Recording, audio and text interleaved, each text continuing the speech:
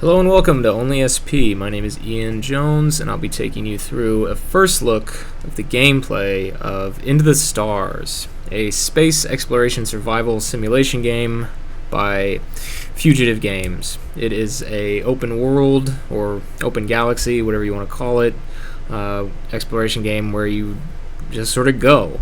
The premise is you are the captain of the last ship to leave a besieged Earth. I assume it's Earth, but the last planet that humans were alive on, and you carry with you the remnant of the human race. The stakes are high, so you gotta make your way through the galaxy, surviving. The game is pretty brutal. It's unrelentless. It doesn't really stop and let you think about things, and there's a lot to consider. It's definitely one of those games where you have to micromanage, so if you like details and statistics and stuff like that, you're going to feel right at home. I'm just sitting here looking at the control overview. I'm going to click OK, and all systems appear normal, Captain. All systems appear normal, Captain. We're going to go. Response. Picking up numerous signals now. This system appears to be quite active. You should note that the Scorn likely tracked our movements here and will attempt to follow. We should keep moving and try to reach Titus Nova as quickly as possible. So, as the computer has mentioned, the Scorn, which is the alien race that despises humanity and was attacking the planet, and is the reason that we're on the run here, they're following us. They're always on your tail, and they're going to be pretty aggressive in their desire to wipe us out. So they'll catch us from time to time, and I'll have to deal with fighting them off.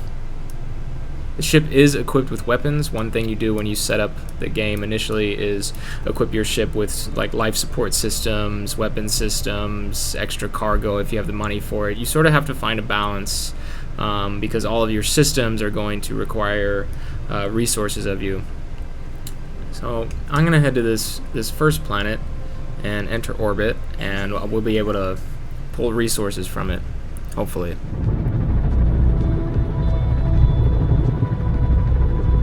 But as the computer just mentioned, I don't know if you caught this, there was some sort of alert. You can go into the captain screen at any time, and as you notice, the ship keeps moving while you're here trying to deal with things. So there are crew issues that need to be resolved. I'm going to put someone on this module overheating, which I think is an engineering task. So Gus seems like a good guy to put on that. And off he goes. He will be occupied until that task is done. I'm going to leave the captain's view and enter orbit of the planet. And once you're on a planet screen, or once you interact with anything in the universe or the galaxy, you're going to be given these options of what you can do here. Planets are great places to find resources. You'll get a little description of the planet. This planet is apparently rich in resources, and you have a choice. You can deploy a resource probe, which is a guaranteed sort of, you'll get some resources, or you can do the mining rig, which is what I'm going to do now. All of these options are going to cost you resources, which you can see, like the resource probe will cost me magnesium, and the mining rig will cost me nitrogen. And the Scorn are tracking our position. So we have to do things quickly, which I am not doing quickly. But as you can see, one of our guys is on task, so I'm going to assign a pilot, someone with a high pilot score, which would be Dimitri. The mining rig, I need to assign crew. I need people with high engineering scores.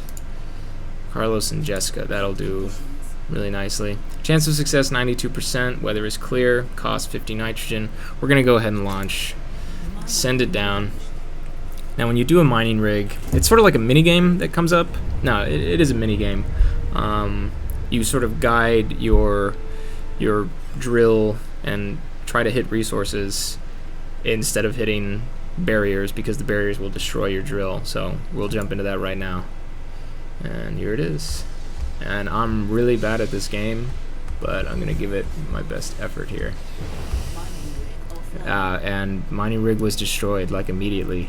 It's not an easy game to get a handle on. But we got some resources.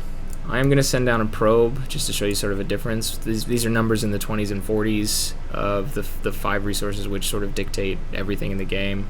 Our return load is 120 out of 500. Not a huge payoff. for playing the minigame. So the minigame is kind of like a gamble. I'm going to send down the resource probe instead of the mining rig, which involves the game. All I need is a pilot, send down, and yeah, so you send fewer crew down with the resource probe. 91% chance of success. It does cost a little bit more magnesium than the mining rig costed in nitrogen, but it's sort of a trade-off. It's quick, the probe flight was successful, and you get, look, the numbers are a little higher, 60, 100, and then 80s, and you get all of these resources, and you get to take them all back to your ship and continue adventuring, because without your resources you're going to get stranded in space, your population's going to die slowly, and Scorn are going to find you, and it's not going to be fun. This has happened to me several times already. You will be restarting quite a lot. The game is a little unforgiving. We could send down another resource probe, but we're not going to do that. We're going to leave. We're going to check out some more of the galaxy. First we're going to check out this medical alert that my computer just warned me about. What is it? There seems to be an airborne alien virus spreading rapidly amongst the civilians. So we need to put a medical specialist on this, obviously, and throughout the game you're gonna be just constantly bombarded with these alerts. They just keep coming, and you keep having to deal with them. And you move forward, you don't stop. Engineering issue resolved. Engines at maximum power. Now, I should mention that this game is in early access. This is a preview build that I'm working with. This is not representative of the final game, but it might be close. We will see in about 5 days' time, actually. The game is released on July 9th. This game is actually being put together in Unreal Engine 4. It's nice to see one of these sort of exploration, really micromanagement heavy games fleshed out with attractive 3D graphics. I think I just hit something. I hit that asteroid, though it didn't look like it. The collision detection there was a bit off in my opinion, but that's a problem with the game, not with the way I'm flying my ship. We're gonna head towards this beacon out here, which I've played this little segment before, and I know that this is another ARC ship, but every encounter that you engage in, every time you land upon a planet or whatever, it's all procedurally generated. So it's random. Game emphasizes that kind of like replayability. It keeps throwing things in the spokes of your wheels. Like it's constantly trying to trip you up and make the game a challenge for you, the player, or the captain, I should say, of this ARC vessel. And this asteroid, engineering alert. I'm not paying attention to my alerts. The crew, what's going on with them? Broken heating. The heating system is broken down. And we have arrived at the arcade, and we're going to interact with it before we deal with the heating system problem. But we can send a shuttle team. That's all we can do. Costs about 50 magnesium, and we're going to do it. I will select the shuttle team. We need a pilot, obviously. Dimitri's been a pretty good pilot so far. We need a commander. Charles has a high commander score, and Nancy has a high medical score, and I think our crew is ready. We can send them over to the ship. Chance of success, 100%. That's great. But that only means we're going to get there, because once we're there, we might have more to do, and then our chance of success might fall. The shuttle flight was successful. How could it not be? So here we go. Here's the next task. We're getting strong signals of human life in the civilian quarters. Permission to investigate. Our chance of success is 73%. Gonna go ahead and proceed, just see what happens. Success! Last time I had a chance of success in the 70s, I failed, so that's nice. And when you succeed in little errands and missions like this, you get little notifications like my crew members who went on that mission. Shuttle team returning to ship.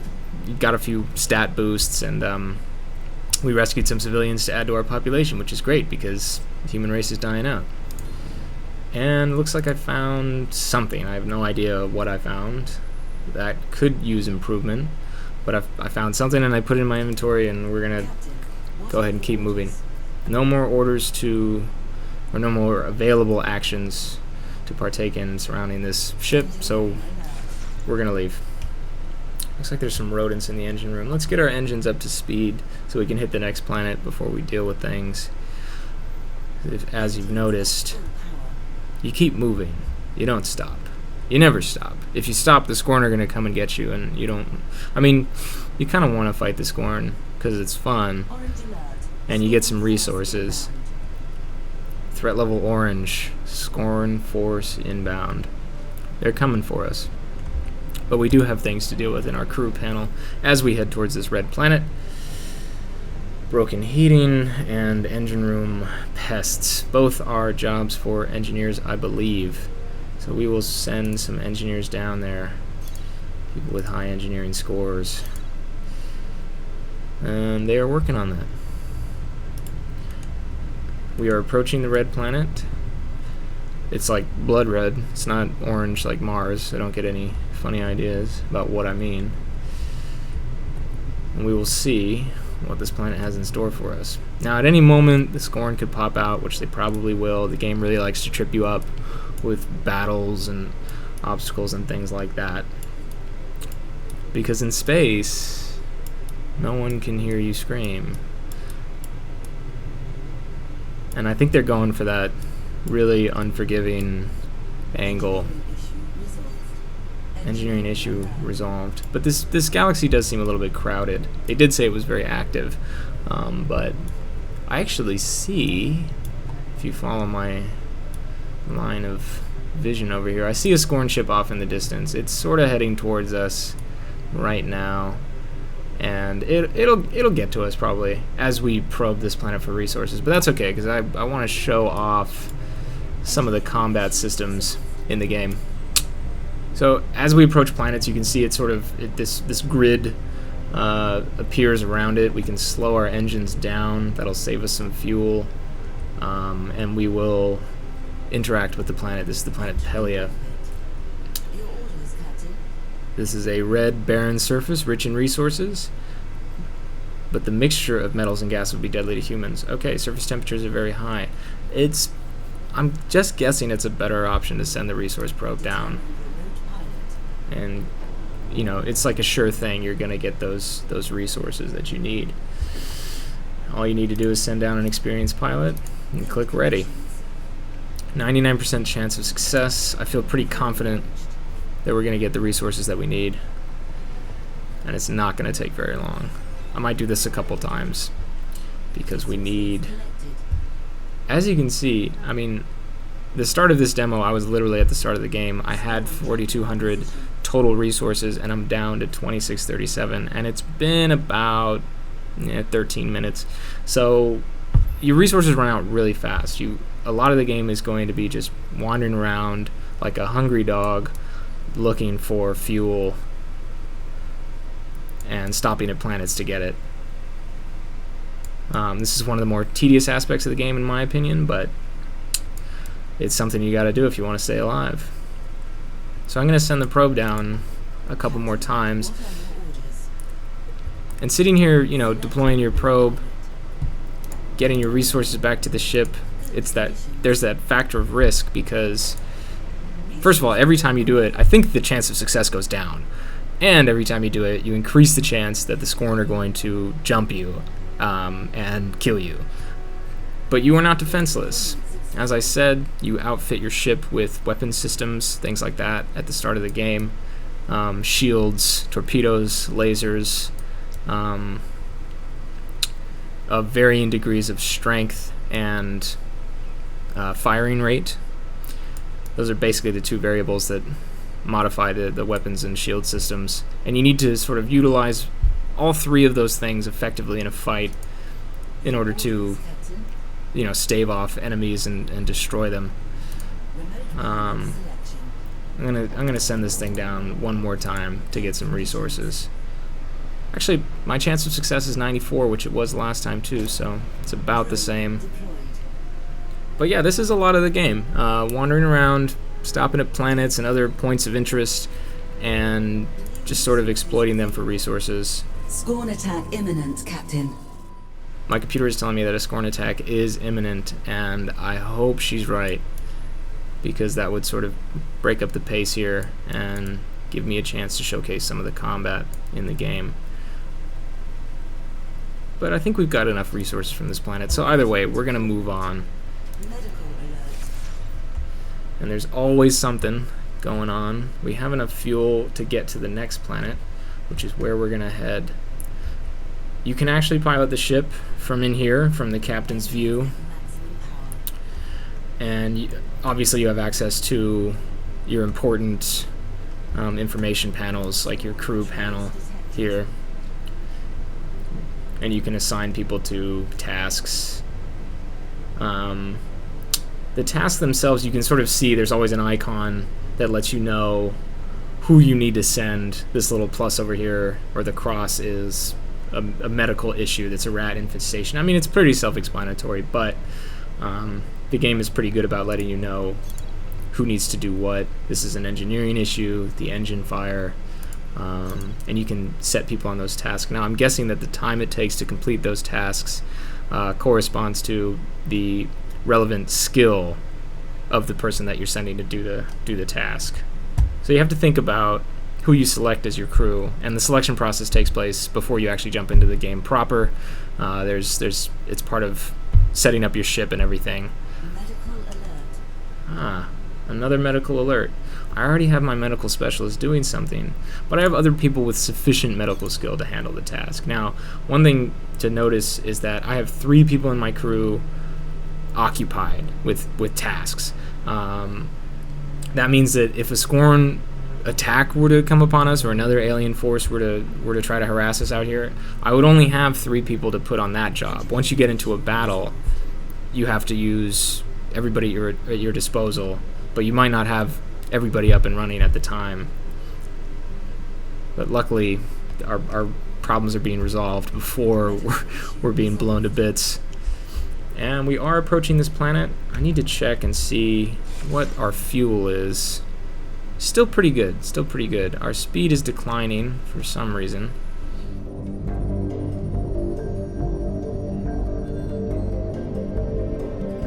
Command alert. Oh, there's a labor dispute. Let's see what that's about. Now, I think the shield, I think that means command, so we need to put someone with command experience on the job. Charles Smith, that'll do it. Now, I can't seem to figure out why my ship is slowing down, or why it's actually basically stopped.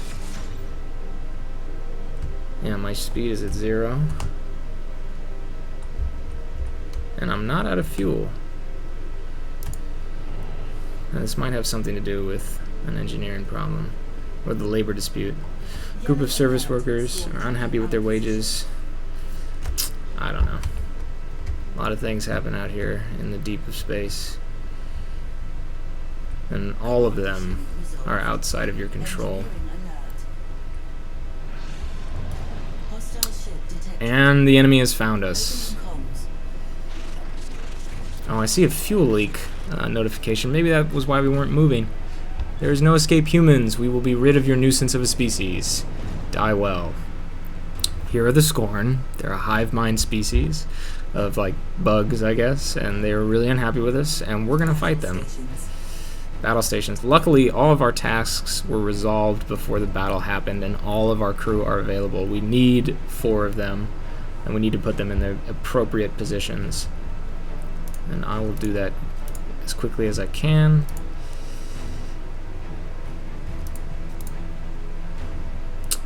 Dimitri on the lasers, and Massey, our medical officer. Okay, once you confirm your crew selections, you jump into the fight screen, which is basically a series of prompts with cooldowns. We're being fired upon, and I'm going to deflect with the shield. Hopefully I got both of those lasers that hit us there, and then you can fire your torpedoes when they're off cooldown, and your lasers. Now, whether or not your weapons actually hit the enemy is sort of dependent on the skill of the person that you put in that position and what skill is required for that position. But it looks like Dimitri over here is making a lot of bad shots, even though his engineering score is relatively high. It's not above 50 though. And you can try to time your shields right with the cooldown and with the rate that the enemy is firing upon you.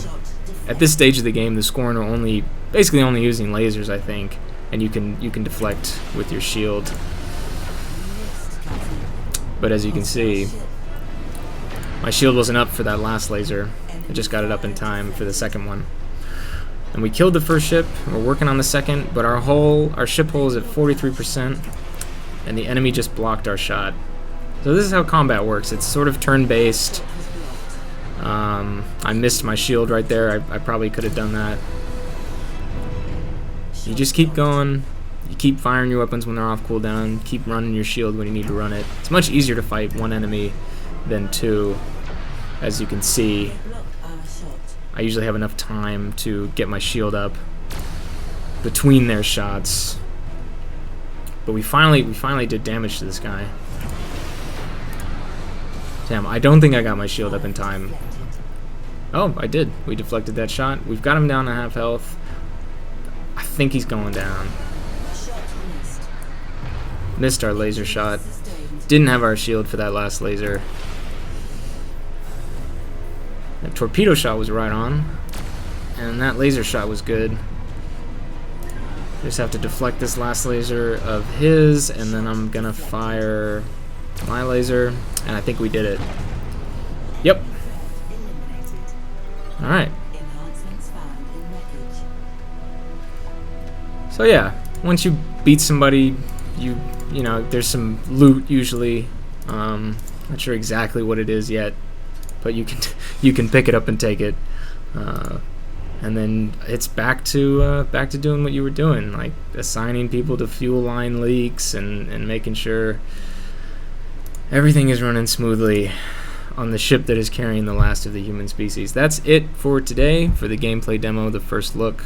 I hope you got a taste of what is to come in Into the Stars by Fugitive Games. The game is out on July 9th.